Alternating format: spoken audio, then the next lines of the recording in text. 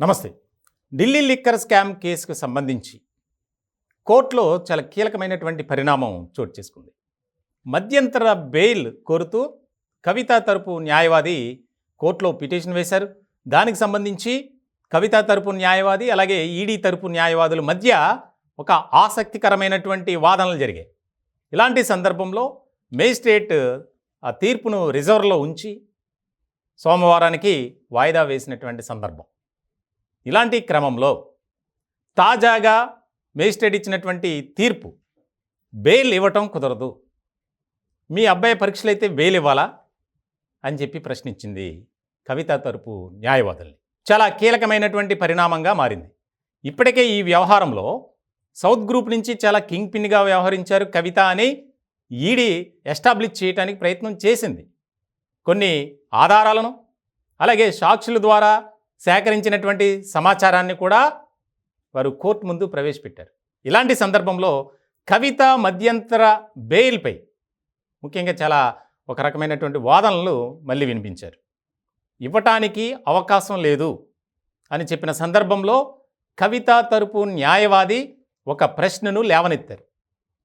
కవిత తప్పు చేసినట్లు ఎక్కడా కూడా ఆధారాలు లేవు, అయినా సరే ఇబ్బంది పెడుతున్నారు అని కవిత తరపు న్యాయవాది వాదించగా దానికి సంబంధించి ఈడీ తరపు న్యాయవాదులు కూడా ఈ వ్యవహారంలో సౌత్ గ్రూప్లో కీలకంగా వ్యవహరించారు, మీకు అన్నీ అంటే కోర్టుకి మేజిస్ట్రేట్ ముందు చెప్పినటువంటి అంశాలు ఇవి, చాలా విషయాలు మీకు ఇచ్చాం, వాటిని పరిశీలించండి. ఎందుకంటే ఇప్పటికే కవిత తరపున ముఖ్యంగా వ్యక్తిగత ఆడిటర్ని విచారించాం, గోరంట్ల బుచ్చిబాబు. ఆయన ఇచ్చినటువంటి సమాచారం అలాగే గతంలో ఈ కేసులో అరెస్ట్ అయ్యి వారిని విచారించినటువంటి సందర్భంలో కూడా కవిత పాత్రపై ముఖ్యమైనటువంటి సమాచారాన్ని ఇచ్చారు.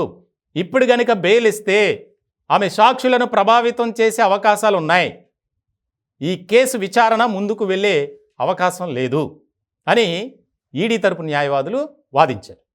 దీనికి సంబంధించి మేజిస్ట్రేట్ మొత్తం అన్నీ పరిశీలించిన తర్వాత బెయిల్ ఇవ్వడం కుదరదు, దానికి మళ్ళీ కవిత తరపు న్యాయవాదులు కూడా అబ్జెక్షన్ పెట్టారు.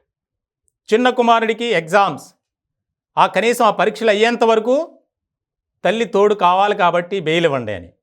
దానికి మేజిస్ట్రేట్ ఎగ్జామ్స్ అయితే బెయిల్ ఇవ్వడం కుదరదు, తల్లి లేకపోతే పరీక్షలు రాయలేడా, ఆల్రెడీ సగం ఎగ్జామ్స్ అయిపోయినాయి, ఇంకా ఎగ్జామ్స్ ఏంటి అని ఒక ప్రశ్నను లేవనెత్తారు. మొత్తానికి చాలా ఆసక్తికరమైనటువంటి వాదనలు జరిగాయి. దీనికి సంబంధించి గులాబీ పార్టీలో ఒక రకమైనటువంటి వాదన మాటలు వినిపిస్తున్నాయి. అంటే కవితకి ఇక బెయిల్ రాదా, ఎన్నాళ్ళు జైల్లో ఉంటారు, ఈ కేసులో నిండా మునిగిపోయారా కవితక్క అనేది. రానున్న రోజుల్లో ఈ వ్యవహారంలో ఎలాంటి పరిణామాలు చోటు చేసుకుంటాయనేది ఆసక్తికరంగా మారినటువంటి అంశం.